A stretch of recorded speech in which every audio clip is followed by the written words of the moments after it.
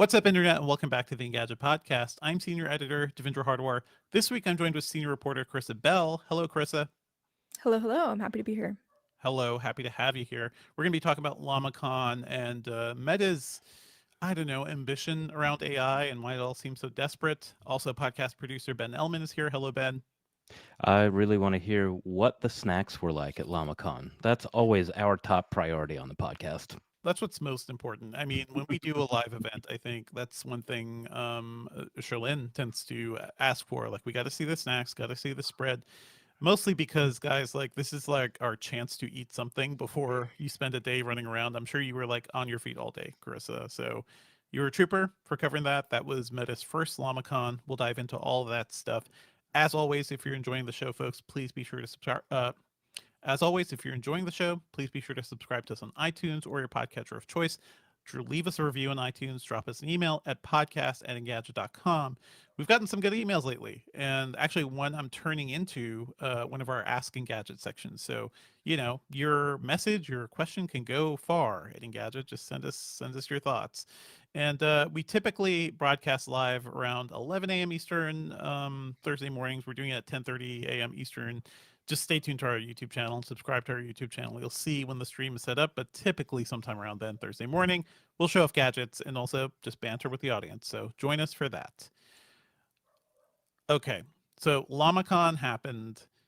I don't know if anybody was particularly excited about this, Karissa, because I was watching the YouTube chat for the live stream leading up to it. Not many people there. Typically for a tech event, you start to see like the bros come in, like thousands of viewers like watching on YouTube. Maybe they were watching on Facebook or somewhere else, but it was like hovering between 5 and 800 viewers for a long while until the stream began. What was your feeling on the ground there? Were people actually excited to hear about what's going on with Llama? Yeah, it was kind of a weird event. And I think Meta also was like weirdly trying to not have expectations be too high. Like, we didn't really see them like hype it up too much beforehand.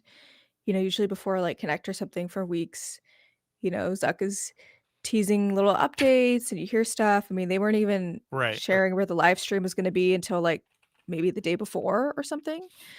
So that was a little odd. I will say the people there, I think the developer crowd, they get to go to Meta's headquarters and go to an event. So I think there's always like a little bit of excitement there. It was definitely a smaller crowd than what I've seen even at the more recent Connects, which themselves were smaller events than what that event, was pre-COVID. But people seemed excited. It definitely felt more low key. It felt more kind of laid back. There was fewer sessions, much lighter schedule. So it was kind of an interesting sort of feel. And then, I was wondering, like, is this going to turn into a bigger event? Is Meta just kind of experimenting with the generative AI event? And, it felt like, maybe they're also just trying to figure out what they want something like LlamaCon to be. I feel like that kind of is it, Carissa. Like, well, first of all, what is Llama, right? Llama is Meta's generative AI model. They're claiming it is superior to OpenAI's and others because theirs is a bit open source. There are a lot of open source proponents who say that that's not entirely true because Meta did not fully make everything fully open. They were like, I believe, like somebody had torrented an early version of the model and they had like locked a lot of that stuff down. So if it's not freely available, it's not really open source, is it? But anyway, this is the AI powering, the new Meta AI chat app, which we'll talk about. It's the AI that's in WhatsApp, also in where else? Messenger at this point too. It's the AI you're talking to if you're chatting to Meta in general. Has there been anything like so far distinctive about Llama, Carissa, versus OpenAI stuff or versus stuff we're seeing from other companies? Yeah, it's an interesting question. I mean, I do think that the sort of open source components of it is something that, certainly Meta tries to, point out a lot. It makes themselves stand out. I think they talked a lot yesterday about their kind of lighter weight models, Mhm. the smaller parameter ones, and think those have turned out to be really popular among a lot of developers because, they're cheaper to implement. They require less, computing power, uh, etc. So I think, they've tried to kind of carve out their own lane on that front. But it was kind of interesting because, they didn't really talk too much about OpenAI and some of these other companies Mhm. directly, but you really kind of got the sense that they're trying to pitch themselves as, on certainly on that same level, if not, that they have some advantages when it comes to, why developers should pick them over some of these other leading models. Hmm. I feel like there's a hint of desperation going on here. Like over the last few years, we had the initial first year of like, oh, look at what generative AI could do. Look at what OpenAI's tech has done for Bing, and Bing Chat was the whole thing, like that early partnership with Microsoft. And now I feel like a lot of these companies are maybe noticing kind of the limits of this technology, or at least how much people actually care about it. I don't know. This whole event felt like Meta is saying like, "Hey, we can be as good as OpenAI to pay attention to us here. Our model is just as good." What is interesting is that Zuckerberg was there. He was there for the tail end of the keynote for a really boring chat with the Databricks CEO. I don't, that was a really interesting choice to have that chat there rather than be, oh, Satya Nadella, the CEO of Microsoft, could come right at the end of the keynote. No, he was there later that night.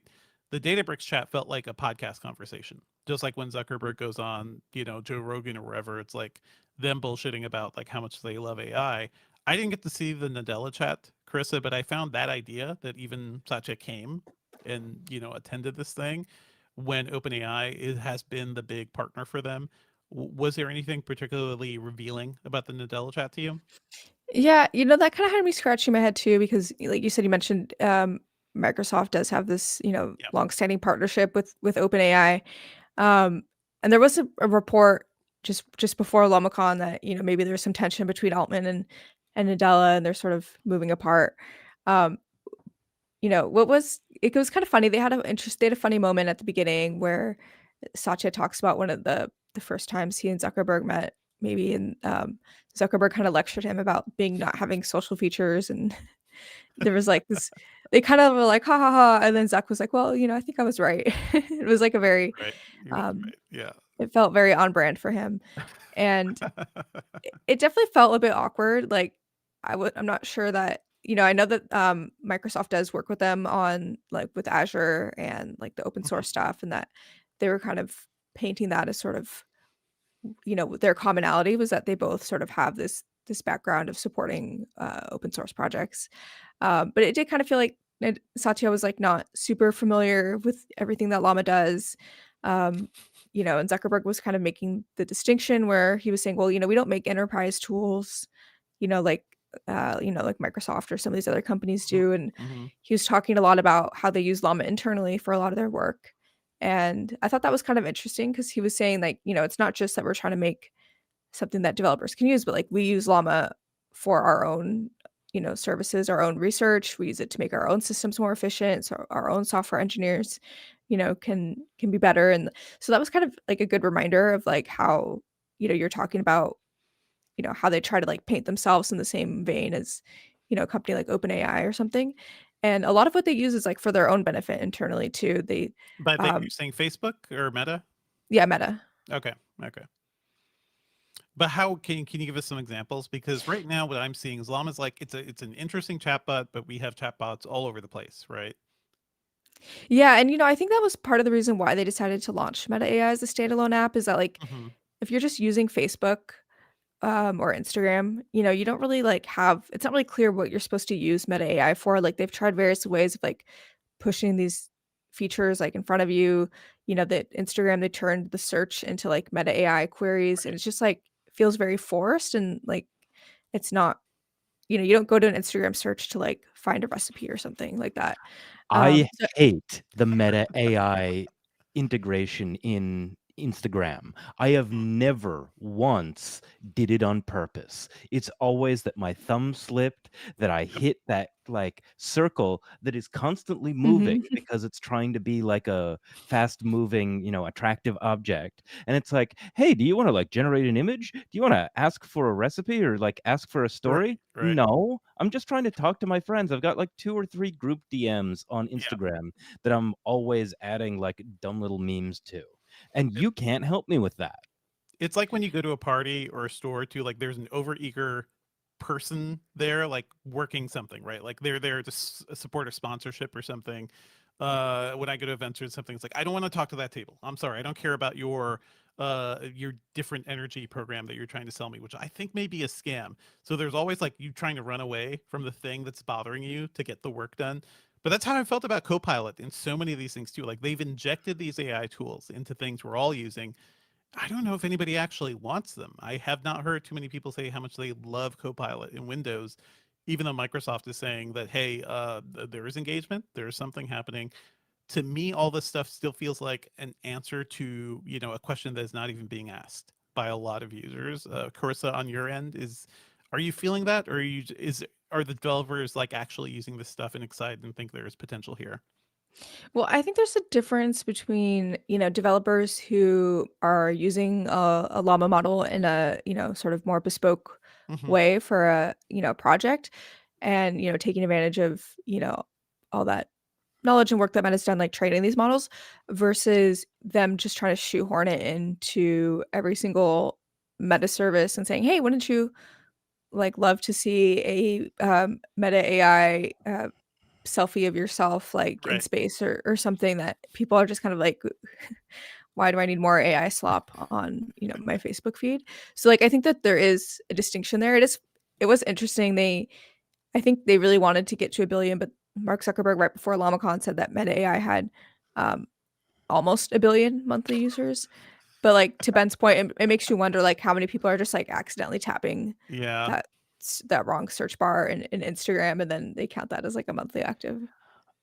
I'm always wondering that, actually, because correct me if I'm wrong, Carissa. I'm not sure OpenAI has ever said we have this many unique monthly users. I Hmm. think right now they go just by like the bulk queries. And so tell me about unique IP addresses accessing like chatgpt.com or whatever. Tell me about like, the number of registered accounts or the number of paid accounts that are like regularly using ChatGPT. Because if you just go by the number of queries, you could just have a small number of people who are providing like the bulk of the questions. These people who we're hearing more and more stories about them are using ChatGPT as Google now for like 0-click web searches. Hmm. Hmm. I mean, that's all a part of it. Like how you count these stats. It's gone back to like web ads. What is an actual page view? How do you actually count these things? Yeah, Carissa, what do you have to think Yeah. about that? Well, and I think a lot of this too is that, Meta is a public company and that they have they're probably more constrained. They have a very long history of like how they count user metrics for different products and how they disclose them. And that's, very different for a public company versus someone like OpenAI, where they don't have to um, they don't have the same kind of obligations as a publicly Hmm. traded company. And so maybe they have different things that they're tracking and they're not they don't have like a long history of making all these other kind of consumer tech products where you really want to see, number go up every month in terms of like engaged daily or monthly active users. I think your point is right though, that like, you know, I think to some extent a lot of these like user stats are all like kind of meaningless because there's so many different ways that you could like slice that data to look, like your thing is the best or the most popular or the most used thing. So like I think with any tech company, we should always take like all these metrics with like a pretty big grain of salt. Especially when they've like forced this tool into apps that are already on like billions of people are using, right? Like Facebook is such a widespread company across the Facebook app, across Instagram and everything, WhatsApp, all of its tools. Like they're combining all that to be like, this is our user base, and we can force these things into all of them. Did they mention anything about that Wall Street Journal report, Chris? I'd be interested to know. There's a report that Meta's digital companions are having sex chats with users, including children. They can get a little raunchy, and it's honestly genuinely gross. That report was from April 26th. Zuckerberg has also gone on record saying he's done apologizing for things, like when his companies do bad things. So did he say anything about this? Did anybody mention this? Oh no, Yeah. absolutely not. And I think especially when I remember when they first launched Meta AI a while back, and they're kind of like just upfront, we're like, it's gonna make mistakes, it's gonna hallucinate. Yeah. You know, generative AI is still, you know, very much an experimental thing. So be prepared and we're gonna fix stuff. So I feel like they would say like this just like falls into that bucket of, you know, oops, like the AI did a thing we didn't expect, but you know, moving on. Moving on. That whole I still can't get over how he was just like, I'm done apologizing for things. Your platform enabled a genocide, sir, and you're done talking about that. But anyway, let's roll out this technology, which we don't fully control or understand. That makes a lot of sense. The other thing that's a little weird about LlamaCon is that Meta announced their latest models just a couple of weeks ago, right? Like there were a couple Llama 4 models that were announced. We're all still waiting to hear about the kind of big one, the supposed quote reasoning model that could compete Behemoths. with the latest Wait, stuff. it's called Behemoth? It's called Yes. Behemoth. It's called Oh, Behemoth. goodness. They have all these AI generated llama photos too or captions. But yeah, it's called Behemoth. That's the one that's going to compete with like whatever the latest OpenAI stuff. It is weird that they made that announcement before LlamaCon. I feel like at the very least you would announce the new models at your freaking AI conference, right? Yeah, I agree that like that felt a little weird. I thought, well, maybe they'll I was like, it feels too soon, but like maybe they'll Yeah. release Behemoth or something. But nope, they released them. I think Scout and Maverick are what the current Llama 4 models are called. They talked about those. We did also get like several teases to a smaller Llama 4 model, Hmm. which Zuckerberg kept calling Little Llama. He was saying Yeah. that was kind of their cute internal nickname for it. And that's going to be the successor to that kind of smaller, lightweight Llama 3 model that I mentioned before that's really popular. That was referenced several times throughout the day. And I thought that was interesting. I think that because of the popularity of the existing one, they're really expecting that one to be you know, a big thing for developers. So I thought it was interesting that they kept talking about Little Llama a lot as well. Gotcha, gotcha. Like for people who don't play around with the generative AI tools, like if you're doing that, like if you're using a Mac, right, and you're running the Mac Whisper stuff, or you want to use some of these GPT things, you have to download these data sets. You have to download the model to your device. It's being run on your device. It's often taking up RAM and doing stuff too, which is why there's a need for more RAM in PCs and AI PCs, but also a need for MPUs to kind of chew up all that data. You just also have to download this freaking massive file. Whereas it's kind of a difference from where for the past decade, we've been kind of just leaning on the cloud for everything, and there's a lot less stuff happening on your device.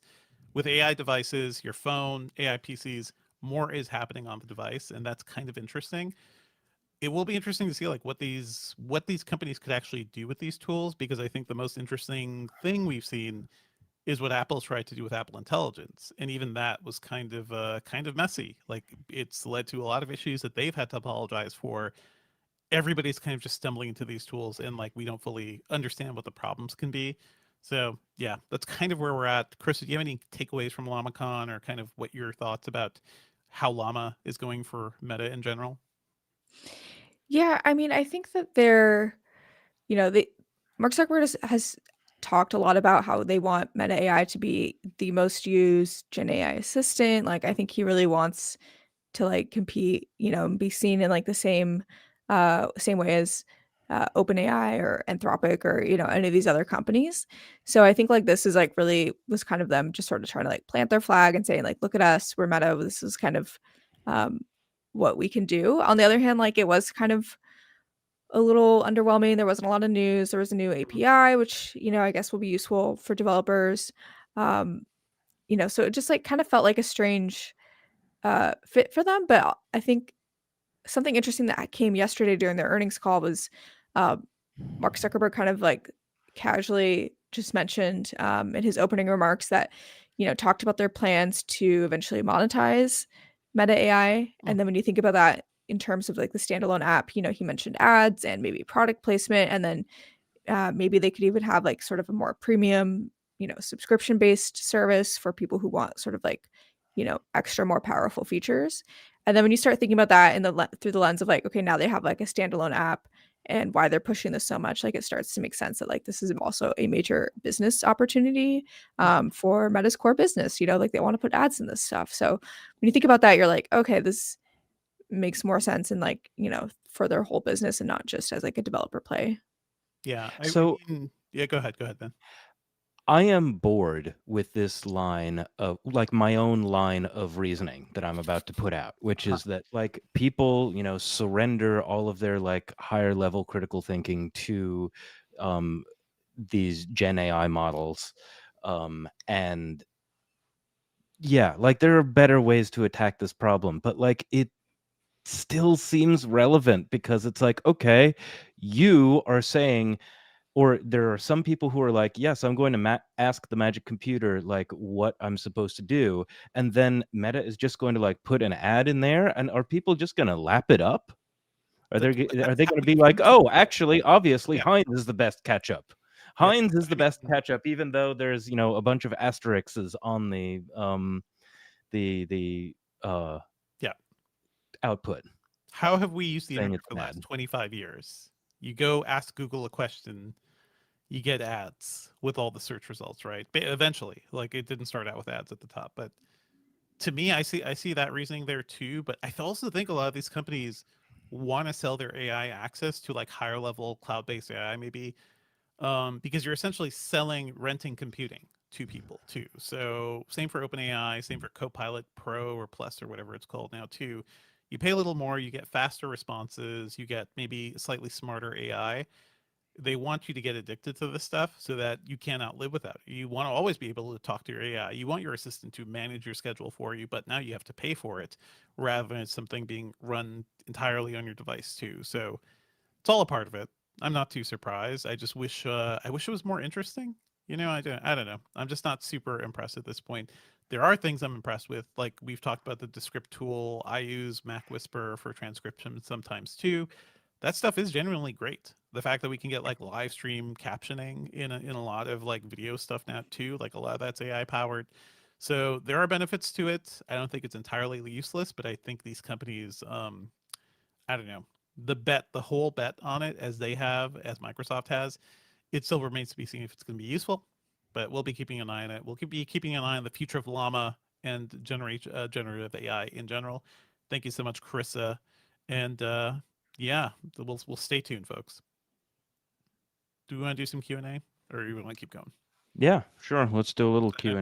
know I saw a couple of people come. I saw, yes, Yep, Jimmy Kim is here. Hello, Daniel Schwartz. we Hello, got all. We people. started a little So early this week. You're not late. Yeah. yeah, so chat if you want to ask us any questions about what happened at LlamaCon. We didn't get this on the audio version, but Karissa, can you tell us about the snacks, please? Yes, Yeah. Yeah. I'd love to.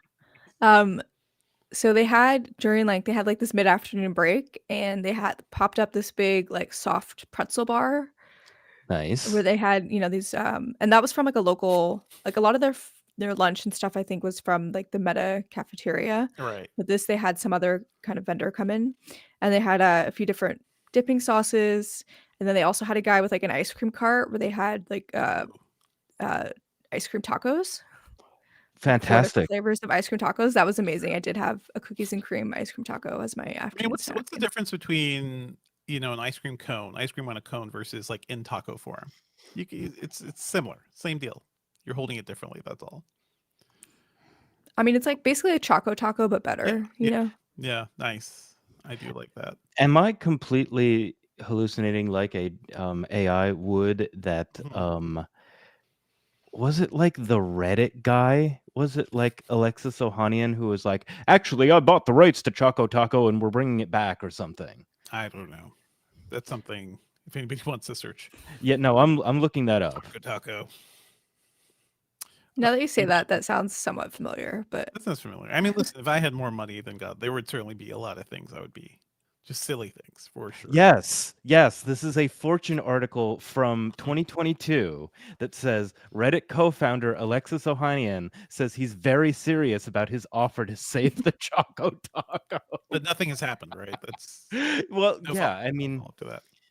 even though he seems to be a more benevolent rich guy who just loves his wife, the greatest tennis player of all time, very, very Yeah. much, he still probably can't pass up the opportunity for free press just by saying something crazy. He wants to give his child the magic of Choco Taco. I get he it. I also totally get it. wants to buy TikTok. Oh yeah, that's true. All the He's tech. like in the running for that. Um, Karissa, just off the cuff, if you were to make a wager on whether or not they're going to kick the can down the road again with TikTok, what do you think?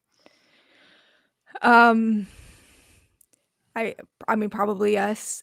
I these like negotiations just seem to be like stalled, and everyone seems like very happy to just like let Trump keep signing these illegal Mhm. extensions and then just like ignoring the problem Did you see from what that I can. Reuters report that said that they were allegedly very close to a TikTok deal, but Trump also announced like all of the China tariffs? This was Yeah. like the very Yeah. broad-based tariffs that existed for like 2 days before he walked all that back. And apparently China was like, you know what? We were so close to a TikTok deal, but like now that you're doing this, we're not going to. It's a serious Negotiator in stick chief, in the bike folks. spokes moment. Great businessman over here. D-Man, we will be talking about the Apple thing, the Apple ruling, of course. Yeah, in just a Yeah. minute. And Turbine said Meta already forgot why they changed their name from Facebook. Look at what they've been doing to their Quest and Metaverse business. Yeah. Yeah. They've Although they would continued. probably say that like all of this stuff is going to come together eventually, and they're going to Yes. have like some kind of, Gen AI, Mhm. especially like image generation in the metaverse. But Yep. right now, there's no obvious signs that anything is happening with like. It's they're jumping to like whatever's hot in the market right now. But yeah, certainly it wouldn't even be like a Gener AI image thing. It would just be like, hey, a character who is entirely exists as an AI figure, like those NPCs, the game NPCs they're selling, or they want to build, like you would have a metaverse populated with those suckers. And I could see it actually being useful if a metaverse thing in VR actually became a thing. Yeah. Well, they've also at some point kind of rebranded how they talk about their smart glasses. They call them Mhm. AI glasses now. So Yeah. Yeah. that's like a good way for them to just say like, oh yeah, our smart glasses are actually like an AI product. Um, there was a funny moment on uh, the investor call yesterday Mhm. where at the very end someone asked Zuckerberg, so Reality Labs has lost about $4 billion per quarter pretty consistently for a few years now. Uh-huh. Like, and basically was asking like, is that ever going to change, or like what needs to happen for it to like actually like start making money? Like, is it just always going to lose $4 billion? And he was like, oh, I think our REA glasses is really strong, and I think it's just going to take a while, but you know That's um not even part of Reality Labs, is it? That was a whole it separate is thing. though. It is? Yeah. Huh. Yeah. It's So that's one of those things too. Like Apple has burned a lot of money in R&D for projects too. Like all the money they spent developing the Apple Car or whatever. Like part of building new things and new innovations is like you got to be a company that burns money, unfortunately. But it does suck. It sucks for those people they had to lay off. Uh, okay, let's move Yeah. on. So we get you out in time, Ben.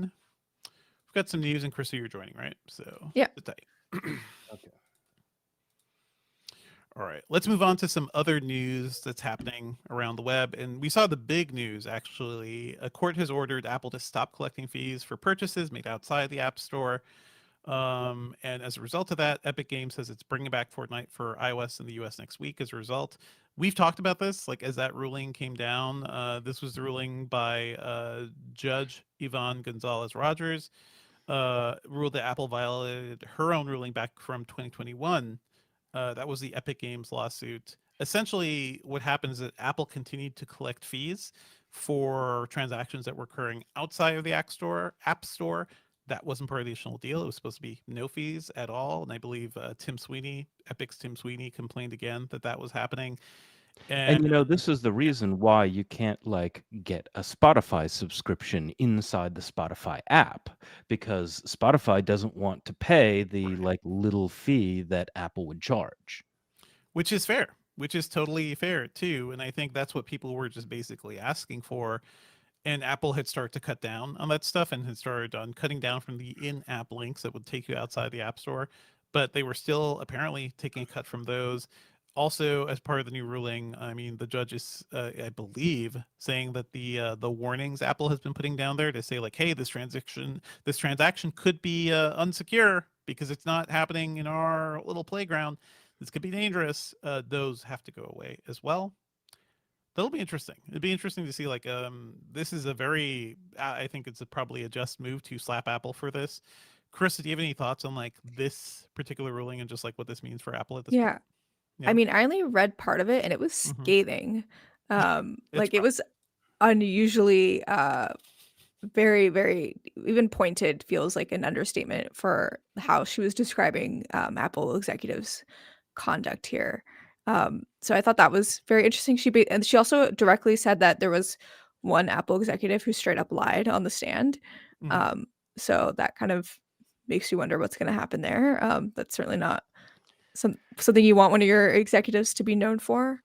Um, Also, like, it was kind of wild to me because I went back and, you forget reading this that actually, like, Apple largely came out ahead in the Yeah. Apple Epic trial, Yeah. except for this one point, and then it just shows you, like, how I think, they just kind of thought they were, like, above having to actually comply with something like a court order, like, it's you don't really think of, like, Apple as doing this kind of, like, brazen sort of, like, corporate behavior, like, the same way you think of a company like, maybe Meta doing something like this, but, I mean, it's when you read the ruling, you realize, like, that like, how brazenly they acted and just, like, completely ignored this court order, and, like, now it's coming back to bite them, and, Yeah. just reading through, some of that ruling was pretty wild to see.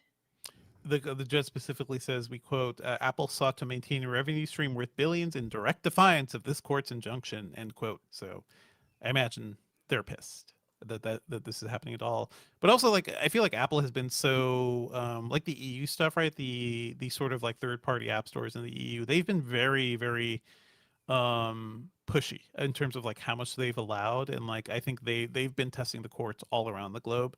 It is kind of crummy, but we're also living in a world where people just do not listen to judges anymore because who needs the law? Who needs legal frameworks anymore? I don't know. We're going to keep an eye on all this stuff. Something that's not as big as this news, because there's going to be punishment for this for sure. We saw this morning, actually a couple of minutes before we went live, Microsoft is raising prices on the Xbox Series S and X. They're going to start at $380 and $550 respectively. Let me see here. Yeah. So that's up almost $100 for both. It's basically $80 from what I see here. Hey, this is Tariff Watch. Back to Tariff Watch. Gadgets that have existed just fine for the past 5 years are now more expensive, and we're gonna see more and more of this stuff. I don't know if you care, Chris. I don't know if you've been waiting to buy an Xbox Series X. I also feel like a lot of people, if you cared, you probably would have done it already. Not a great sign. It's a sign that a lot of things are going to be bad pretty soon. There are all the reports too about shipments coming into the ports around the U.S. being empty, like nothing's coming in. A lot of imports. I Hmm. feel like we're gonna feel the burn in a lot of different ways, from our food, our food infrastructure to gadgets like this. It's gonna be rough out there, folks. I don't know. Tariff Watch 2025 continues to be pretty bad, and also pretty bad. There's another NPR report about how much Doge has been overreaching. Jenna McLaughlin, who wrote that really great piece about Doge workers getting into sensitive data, now they're saying Doge employees have gained accounts on classified networks that hold nuclear secrets. That's fun. What could go Nobody wrong? knows that. Yeah, nothing can go wrong there. These accounts, like to even get these accounts, used to require the highest level of security clearance. So not even people within nuclear regulatory agencies had access to these things. These folks did. There's no evidence that they've actually used those accounts or accessed it, but they had the ability to, and that's fun. That's just a fun thing to think about. Can I just Yeah. read a paragraph from the actual report? This Hmm. is literally the second paragraph of the entire thing. Luke Farrator, a 23-year-old former SpaceX intern, and Adam Ramada, a Miami-based venture capitalist, have had accounts on the computer systems for at least 2 weeks, according to sources who have access to the networks. Prior to their work at DOGE, neither Farrator nor Ramada appear to have had experience with either nuclear weapons or handling classified information. Just Just safe. mic drop there. Just safe. And also like the sort of reporting that they go into here, like the Department of Energy initially completely denied that. They said this reporting is false. No Doge personnel have access to these systems. And then later that day, yeah, there are accounts. Don't worry about it. They were never activated and have never been accessed. So just trust us. You can't trust anything any of these government agencies are saying anymore. So basically, everyone is just lying outright. Fun It's time. also really interesting that access to these networks usually requires queue clearance. Yes. And that's just bringing the whole Yeah. weird conspiracy fever swamp all together True. because that is the True. Q in QAnon. Yes. Did we? You know, Has anybody figured out who Q is yet? Have we solved that mystery? I don't know. Unless Carissa, what did you want to say? just that, it's several people in my family have security clearances, work for the government, and it's so frustrating when you hear them talk about the hoops they have to jump through, like not just to, Yes. get that and maintain that clearance, but just like their normal IT practices, like can't use Bluetooth on your computer, can't use your own mouse or something like that. Like just, ridiculous mundane things Hmm. that they have to, go through to, maintain like proper And when security you say your protocols. own And then you hear mouse, about you can't buy like an ergonomic thing. You actually have to ask the government so they can like maybe yes. provide something that's a little more secure, right?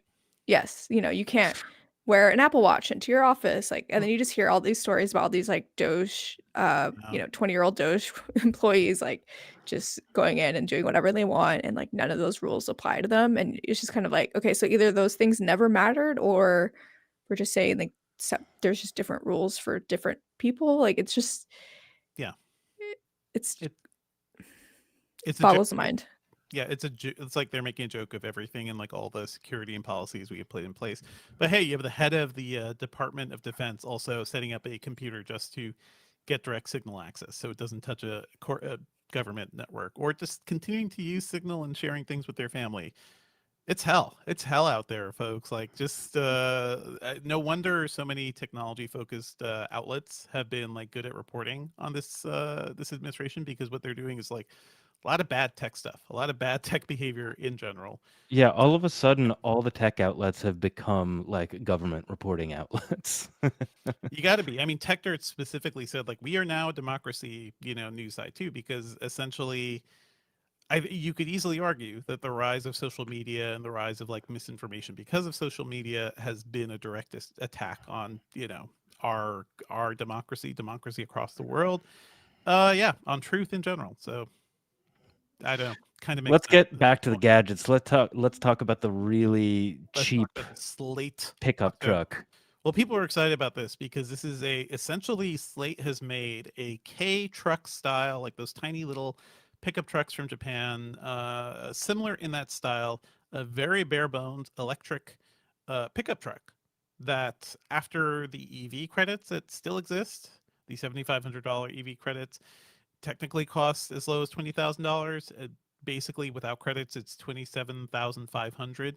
But it's also very, very bare bones, right? There's no radio, there's no like display or screen inside. There's a lot of things it doesn't have at all, because it's essentially a DIY type of device. So that you order this thing, but also you spec it out to however you want. Um, it's a very cool idea. It is like, this is actually like something I think a lot of people have been asking for, because maybe they don't want like all the fancy screens that are in the EVs right now. This is how you get the costs down, things like that.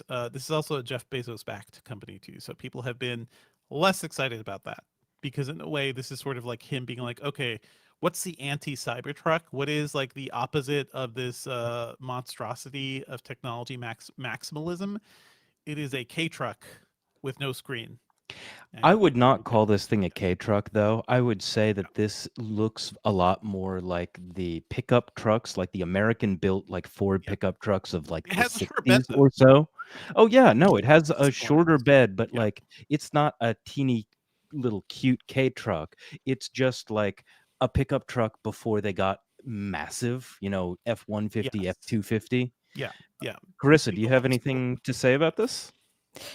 I mean, I think that we've seen like I know in China they have all these like cheap EVs and like Yeah, interesting EVs, and like I feel like for years I keep hearing like whenever you're gonna get some of that here in the US, like get like smaller car companies like do like, cheap EVs, and I think for US like trucks make sense. I know it's not a Chinese company, but just bringing that model here, if it actually can like stay that price, we were talking about tariffs earlier. If they can actually get a $20,000 electric pickup truck, that's going to be huge. I feel like if it even is halfway decent, just because there's nothing that exists like that right now.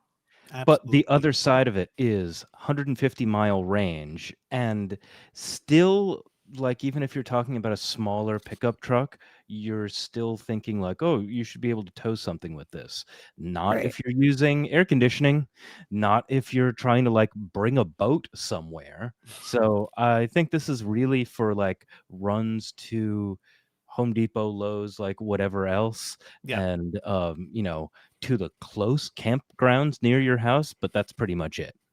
It's cool that you can basically turn it into an SUV as well by like adding a roof, component to it. So this is a thing that you can build however you want. We ship And upgrade after the fact. So if you right after want the to fact. put new Yeah. things on it later on, you definitely can. If you want to like put a screen on the way so many other EVs have a screen, you can. That's neat. Yeah, the range is limited now. Like 150 is not much, although it is well below the sort of like most people drive less than 30 miles a day. Um, that essentially, if this thing is as modular as they say, like you could be able to like replace that battery pack down the line with a denser battery pack, which has happened in a lot of EVs because I've been in my like, should I get a cheap EV mindset for a while, and Yeah. a lot of stuff has happened apparently, like the stuff I did not quite realize, like the Volkswagen e-Golf, they've just raised the battery life because batteries got denser. Same for the BMW i3. So that tech has happened before, but hey, good to have a wide range of cheap EVs coming. We can't trust pricing though. Like we can't trust pricing for anything here. Even this is going to be US made, but it's still going to rely on components and minerals and things from other countries. So it's still like going to be victim to any potential like rising prices as well. But still, interesting little truck here. What else is going? Oh, Karissa, Yeah. you wrote an article about researchers messing around with public opinion on Reddit. Please tell us about that. Yeah, so there was over the weekend the moderators of our Change My View, which is a subreddit where people post their opinions and try and ask for debate. They shared that they had been approached by a group of researchers at the University of Zurich who had basically said, "Hey, for a few months we were running an experiment in your subreddit where we were testing the persuasiveness of large language models." And what they had done was that they were, it created all these like kind of dummy accounts, had gotten large language models not just to like respond to people who are posting and Change My View, but they were also like customizing these responses like by looking at their past like Reddit posting history and like trying to, glean as much information as they could so that they could make, fine tune their arguments. And then they were like posting in the subreddit as if they were real people. They like took on different identities. Like at one point, they claimed to be like a trauma counselor who's like Oh, okay. So they were experienced in, like adopting like false personas too. yes. At one point, somebody like claimed to be like a black person who doesn't support Black Lives Matter. I mean, these are like pretty charged topics in a lot of cases, and that they were writing this for months. And Reddit had actually banned some of their accounts at one point because they had, there were sort of suspicious signals. So the Reddit mods were like, "Hey, this has been going on. We've been going back and forth with researchers. Like, we want you, to know what's going on." They broke our subreddit rules. They broke Reddit's site-wide rules. We don't want them to publish their research. Researchers jumped in, who, by the way, are like anonymous. They haven't disclosed their names even on the draft paper that's out there. And we're saying, "Oh, well, we think this was really necessary research because it can, help prevent like more malicious attacks from other kinds of AIs." And it kind of just devolved into this whole thing where you know they really seem to have been broken a lot of ethical standards. They said that their research was approved by a university ethics committee, but when I reached out to the University of Zurich, they actually told me kind of a different story there. What So story did they tell you? So they said that they were advised by an ethics committee that they thought that the research was going to be really difficult to pull off and that they should respect any platform rules, Hmm. which obviously they didn't. Um, and that They basically didn't the mention researchers any kind of like a IRB like ethics board or anything, right? they did actually. They said that it Oh. was they have an RRB number. They said that it had been approved. The University of Zurich says that they're like revisiting their policies to evaluate this kind of project going forward. Um, the whole thing is a mess, but a lot of people on Reddit are, I think, rightfully really upset because like we were experimented on without our knowledge um, by an AI, and that just like feels like a huge violation. Like besides the fact that it's legally dubious in terms of like Reddit's own policies for like how researchers are supposed to operate and how you're supposed to use this kind of thing on their platform. Hmm. That's incredible. Yeah. I assume we'll see more of this too, just because it's so easy. I think that's part of the danger of generative AI that a lot of people have not thought about is like the harm you could do by creating these things. And yeah, you have the chatbots who will want to have weird, gross sex talk with kids. You'll have these things that you could just create. These people to pretend to be other people too. I don't know. Kind of And relate to that. Yeah, go ahead. Go ahead. the interesting thing was if you read the draft of their paper, which I guess they're now not going to publish, was that Hmm. they said that the LLMs were very effective, like they were very persuasive, Oh. Yeah, um, sure they are. which I mean, especially if you allow I did they say what like model they were using of like what model of LLM they were using? no, I don't think so. Hmm. Um because unless you put guardrails on it and unless you say like, you are not allowed to claim like credentials that you don't have, like being a trauma counselor or something, Mhm. how is anyone supposed to think like, oh yeah, okay, this person is claiming some kind of institutional authority? Hmm. It makes sense for me to say, yeah, they know what they're talking about. Yes, everyone can lie on the internet and the internet might just be for lies, but you would hope that on a like Reddit board specifically for like r- very reasoned debate that would be like a little bit more taboo. Yeah. I mean, this is early days, right? And people just love playing with all this. Like, let's move on to the next story, which is another like AI healthscape. Duolingo is announcing that it's replacing contract workers with AI for content creation. It wants to be an AI first company moving forward.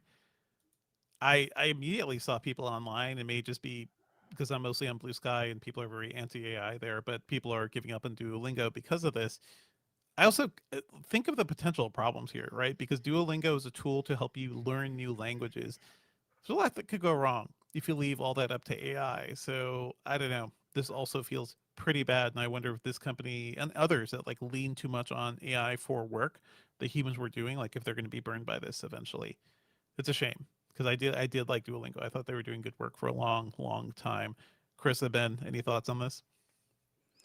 I mean, it's not surprising in a way just Mhm. because I feel like translations is like one of the things that AI has gotten really good at, especially, with all these like large language models. Like, um, so it makes sense, I guess, in a weird way where you're like, well, if they want to just save money, like I can see like that AI is probably like pretty effective in a lot of Mhm. areas, but it is disappointing, because I think these companies just like aren't really thinking through. It feels like they're not thinking through the long-term implications of doing something like this. They're just kind of like short-term, Mhm. save money, more AI, good, and like not actually thinking about like what does it mean when we're like just completely getting rid of, you know, work that is being done by real people and like what those people can actually bring that like an AI probably can't, like um even as good as AI is, like, there's still a lot of nuance and Yeah. things when it comes to language that like only a native speaker is really gonna understand in that way.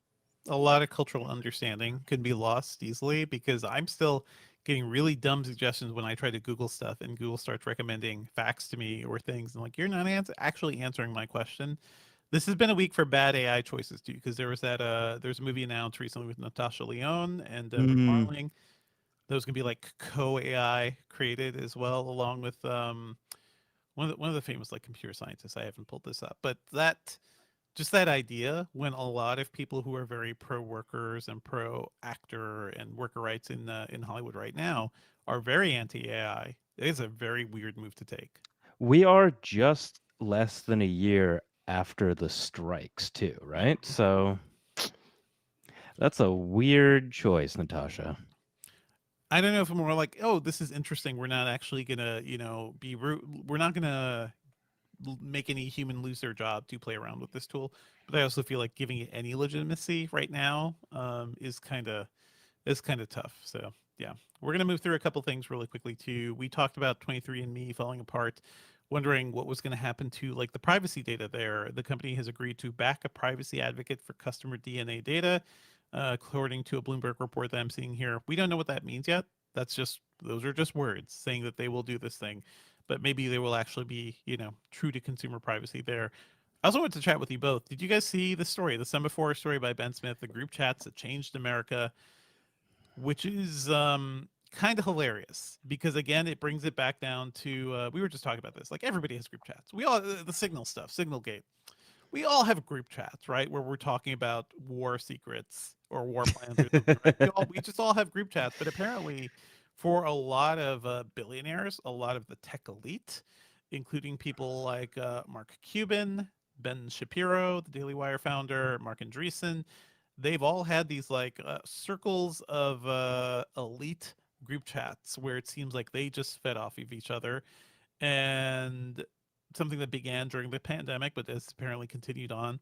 I'm not surprised by this. It happens all the time in every industry. Like groups of people tend to get together and like talk together, but I'm not surprised that some of the most powerful and richest people in the country are also basically egging each other on in a way too. Did you guys have any thoughts on this? For a group that has like railed so much against like groupthink Yes. and Yeah. like accuse like everyone else of just like kind of being like sheep or whatever, it's kind of funny to read that they're all sort of like coordinating their own sort of like culture wars in these like secret group chats. Just It's like also of course they very are. strange that they especially like Mark Andreessen, because he's always talking about like, oh well, why is everybody talking about current thing? I hate current thing. Like he came up with his own silly little delineation for it. He's saying, oh well, everybody's brains have been boiled by the internet except mine. This And is he's the I apparently the most If you're active yeah, poster in these Yeah, groups. exactly. If you're pointing a finger, there are 4 fingers pointing back, dog. and also like they apparently have been very very active. Like I apparently billionaires and VC heads like have a lot of free time. That's apparently like a lot of free time to be posting. Same thing we've seen with Elon Musk on Twitter and elsewhere too. Like so much time to post. There's a quote here in this piece by Thomas Chatterton Williams, who is one of the worst thinkers in print working right now. He writes for the Atlantic. He was involved in that weird Bari Weiss, the school thing, and he's written for her publication. Just He was a an professor enormous. at my alma mater, Was he? unfortunately. Oh my! Just a complete idiot as a thinker. But he says one thing here: if you weren't in the business at all, you think everyone was arriving at conclusions independently, and they're not. It's a small group of people who talk to each other and overlap between politics and journalism in a few industries. So groupthink, crossing industries. It's not just billionaires. It's like high level people in media too. Chatterton, Chatterton Williams, who is basically just a writer, but also like one of these people, conservative sort of thinkers that people point to. He's not a billionaire, but he's certainly working in these elite circles, right? I don't know if you've got thoughts about that, Ben. A thinkfluencer. If you Influencer. remember when people were saying that very earnestly in like Oh, I do 2014 or remember. so. It's the people who got really big on tech talks and everything. Thought leaders. Thought leader. Well, yeah. I mean, Yeah. but the thing that like really jumps out to me is the idea of lots of people have been really I don't know, I guess they've been kind of taught that like, oh, there's back room dealings happening, Right. smoke filled rooms. These group chats are the smoke filled rooms. Like none of these guys smoke cigars anymore because they're all trying not to die ever, and they're all still like hyping each other up and engaging in the same kind of groupthink that you would find at any other era of you know, history, but it's just all happening with like the silly little people in your phone now. It's the same as it ever was. Let me see here. There's the one that Andreessen was in, Chatham House is the one that a lot of people are talking about. But apparently Mark Cuban was often like there in the center sparring with conservatives. So Mark Cuban, guy who occasionally says good things, very centristy democratic figure, but just hilarious that that's also what he spent his time with. Everybody, we all have group chats. They're just like us, the elites, Yeah. the rich people. They all have their group chats, except theirs can lead to fundamental problems. But anyway, check out that piece. That was a good piece over at Semaphore. The group chats that changed America. Check it out. Let's move on to, I don't know what's going on. Do you have anything you're working on you want to bring up, Karissa? I'm working on something on the FTC Meta trial, which Yeah. we have not talked about. We're at an interesting moment where we're having Google and Meta are both kind of facing these big existential moments. So the trial's still, I think it's in its third week right now, maybe. But there's been some interesting stuff that's come out from. We've heard from Mark Zuckerberg, Sheryl Sandberg, Kevin Systrom, the Instagram founder. So yeah, stay tuned. Working on something that's kind of on some of the revelations that have come out, because there's been some interesting stuff that's come out in the discovery and in the testimony for the trial about a lot of it kind of stuff from Meta's past, but still kind of juicy for people who have been paying attention to the company for a while. And another reminder, this is all happening after they bent the knee. Yes. After they bent the knee, after they just celebrated their AI supposed leadership, like this is all happening in between too. There's a lot going on for Meta.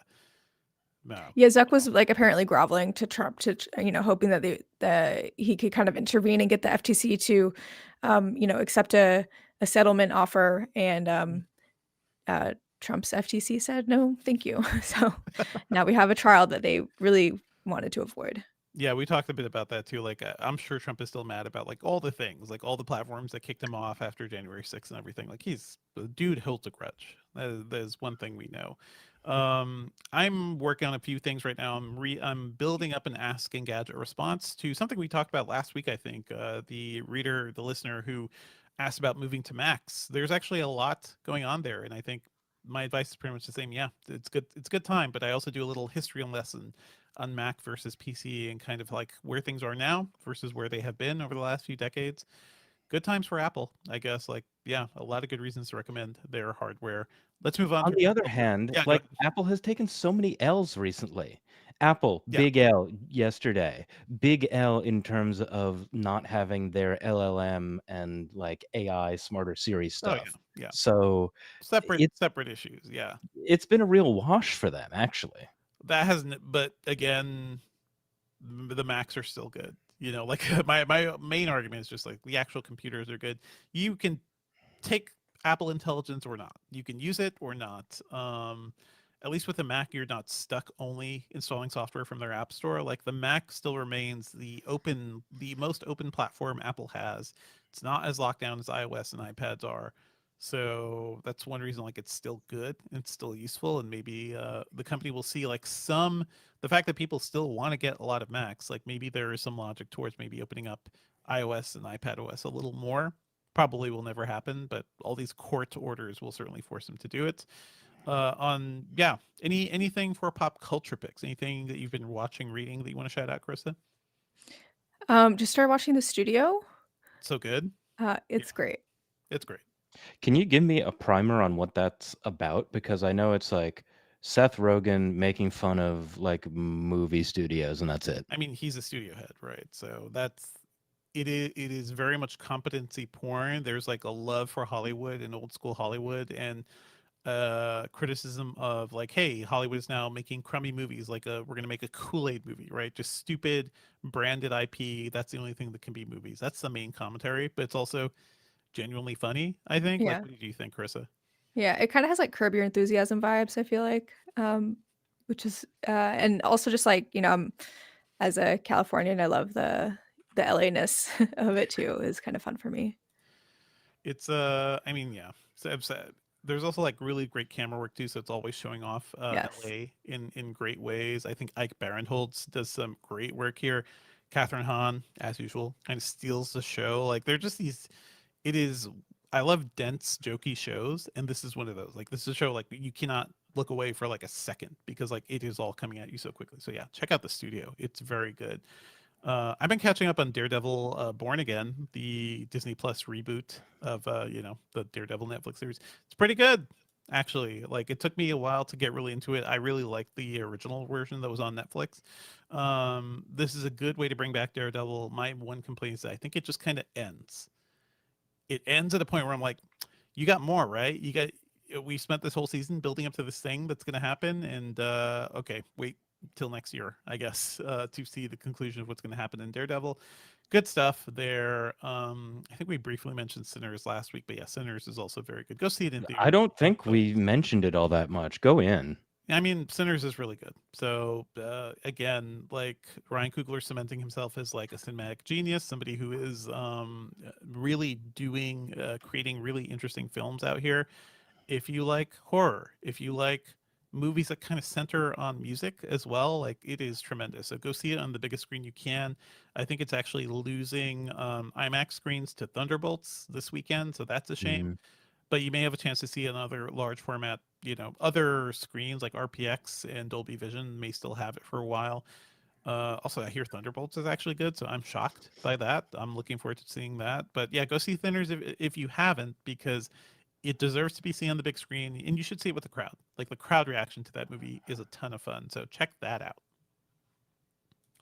Okay, Again, chat, stick yeah. around for a little bit because we are going to be talking to chat a little bit more, but I'm going to do the outro now. So, thank you everybody for listening. Our theme music is by game composer Dale North. Our outro music is by our former managing editor, Terrence O'Brien. The podcast is produced by me, Ben Elman. You can find Karissa online at, Karissa B on Blue Sky and on Threads. and you can find Devindra online at, I'm at Devindra on Blue Sky, and I podcast about movies and TV at the Filmcast at thefilmcast.com.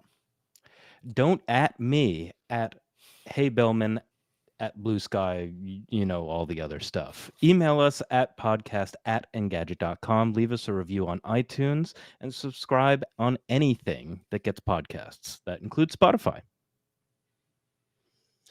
Okay, so let's talk about stuff in the chat. Okay. Oh yeah, Tom Rogers points out, don't leave before the end credits of Sinners. Definitely stay for the very Oh, first. okay. There's a scene Good, that happens like 30 seconds into the credits that you should see. It's a lot of fun. good to There's a scene know. at the very end which I could take or leave. It's fine. Not essential to the film, but it's fun. So we have new chatter, some knucklehead saying Chinese-made guillotine. DPro9 saying Timu guillotines are cheap and really dull. Just saying. We're talking about this in Minecraft, right? Yeah, Minecraft. Guillotines in Minecraft. Kevin says, has Engadget written about the new micro laptop Steam Deck competitor? Oh, Now, that which new one are you talking about? Because there have been a whole bunch of them recently. there's one with the controllers like right on it. I think we reported around it on CES at CES. I don't think we've had hands-on time with it yet. It seemed really stupid. It seems like a really bad idea ergonomically, but yes, I do want to take a look at that. Either me or Sam or somebody will try to take a look. Yeah. So day. Yeah. And then who else? Oh yeah, D-Man says that he's been using Duolingo to learn Japanese for the past 3 years. So D-Man, why don't you jump back into the chat and tell us how you feel about them using more like AI generated stuff? Because I also saw a headline that said that Duolingo like vastly expanded its like course catalog using AI, but that also means one, getting back to the idea of like losing out on cultural nuance, and that's the sort of stuff that like humans can do better. But also like if you're just saying like we really expanded our stuff and here it is, are you seeing any kind of like hallucinations or like mistranslations, weird Mhm. stuff? Let us know. Definitely no. He's doing Japanese and French. D-Man says. Yeah. While we wait for that feedback, anything else? Mark Dell, of course, you have the GPD Mini, the GPD Win Mini. You get all the fun toys. I thought I had a lot of toys, and I do get a lot of toys. I have something we can talk about next week that rolled around my house for the whole weekend. That was a lot of fun. Nice. Um, what am I looking for? Oh, well, yeah. Kevin says talking about the Steam OS, or the handheld that runs Steam OS.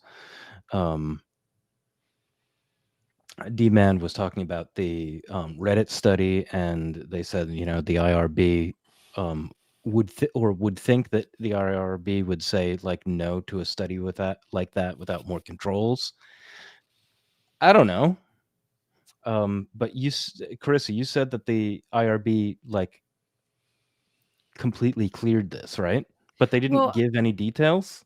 I know that the Reddit mods had given like there had like an IRB number associated with this that they were sharing with people like to complain. Mm-hmm. It did. I mean, so I don't remember the specifics of like all the approvals it went through, but the researchers had said up front like basically saying like we did our due diligence, we had uh, approval from an ethics committee, and all this stuff. But yeah, obviously, it sounds like there was some kind of like breakdown between what the ethics committee actually told them and then like what they ended up doing. The Reddit mods also made like a good point that like they just like why they thought the study was just kind of like flawed and unnecessary to begin with, like how wasn't really like anything kind of novel, and they talked about some of the points of like not being like good controls, and like this seemed like just bad study design, even aside from like the ethical uh, complaints as well. Because on the other hand, it really does seem like people go to Change My View. Like while we were talking about it, I went back on Change My View because I hadn't seen anything on Reddit for a while. Mm-hmm. People really just go there to be punchy. Oh yeah, So yeah. um, you would People hope are that bored, man. Yeah. people are like ready for like very calm debate. But I mean, there are a lot of people who are asking like very like nakedly political questions. Mm-hmm. And it's not so much like, I have this earnest belief. It's like, I've already come to a conclusion, and I would like you to maybe try to change what I think. But really, maybe they're just looking for, the top three possible like attacks on their own strongly held view so that Mm-hmm. they can like hold it even stronger, dig their heels in even better. I mean, that's often how it is. D-Man got back to us. Yeah, the AI Duolingo is scaring them. They wants more languages, but not the expense of human nuance. They've done French and Japanese for 3 to 3.5 years. Yeah, I don't know if this is you're saying writing out some things can be tough in Japanese. I'm not sure if that's an AI problem or like the specifics of the Duolingo quizzing and everything. Oh man, I'm spending more time on Reddit than I probably should too, but it gets compelling in a way when I don't want to doom scroll, blue sky. It is fun to just see random stuff on Reddit. I kind of want to restart my own domain again, just post fun stuff on the internet because we need to bring back joy to the internet. There's too much. It's all doom. Yeah, If you look across, seriously. it's really all it is. Do you use a Bring back. custom domain on Blue Sky? I don't. I could because I've had devindra.org for 20 years for a long time, so I have that. I should do that. I've been meaning to. I've just been busy and lazy, and kids make it tough to do anything beyond work. Yeah. All right. Okay, so yeah, I think we might be finished with this week's live stream. Thank you everybody for jumping on earlier. Karissa, thank you especially for getting up so early on the West Yeah. Coast. So thank you to the chat. You always make us a little bit smarter, and it's always fun seeing people interact. Thanks everybody for like jumping on when you jumped on. I mean, around 11 a.m. when we've been usually streaming is when people came on. So Yeah. thank you. All of you are creatures of habit. OBS is by Devindra. Camera switching is by me. And don't forget to download the audio version of the show. If you watched the YouTube live stream, just throw us a download on your podcatcher. Thanks, and we'll see you next week. See you folks. Bye.